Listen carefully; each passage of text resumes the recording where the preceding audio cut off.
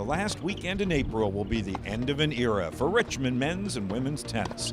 That's when fifth-year graduate student Emily Dunbar will play her last matches as a Spider in the A10 women's tennis tournament. From 2010 to 2022, a dozen years, there's been a Medina, Ohio Dunbar competing for Richmond tennis.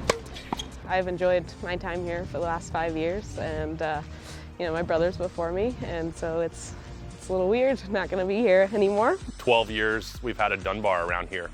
I've coached against them, I've been around them, and first thing, I think they're just really good humans. They're just really good people, first of all.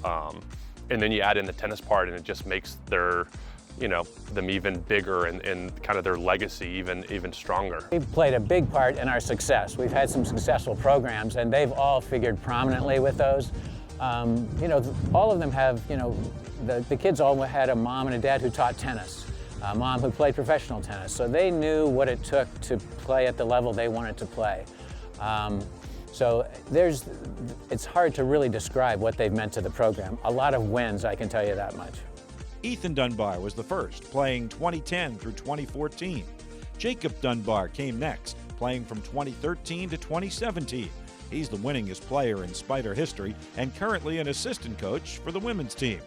And now Emily is finishing her Richmond career. I think it started with Ethan, obviously, but probably even before that it was my cousin AJ. He was here, he was a transfer from Rhode Island. Rhode Island cut their men's program, and so he transferred to Richmond. And then Ethan kind of went through the traditional college search, and I think AJ kind of last minute kind of pulled him into Richmond, and then I think the rest from there is kind of history. Was there ever any doubt that you would end up playing tennis here? No, not really. As soon as they came, well, as soon as Ethan and Jacob both, but for sure when Jacob came, I didn't really think about it. From the get-go, I told him I wanted to come here, and I wasn't looking anywhere else. So. The offspring of tennis professionals Keith and Vicky Dunbar, the trio has won more than 200 singles matches for Richmond, virtually all of them as a #1 seed, and earned numerous awards, including All-Conference and Most Outstanding Performer honors. Starting with Ethan, I think the first Richmond men's tennis player to be ranked in the country. He had a phenomenal career here. He led us all the way from the beginning, basically. Even my first 2 years, he played one ahead of me and led the team to all of our success that we had.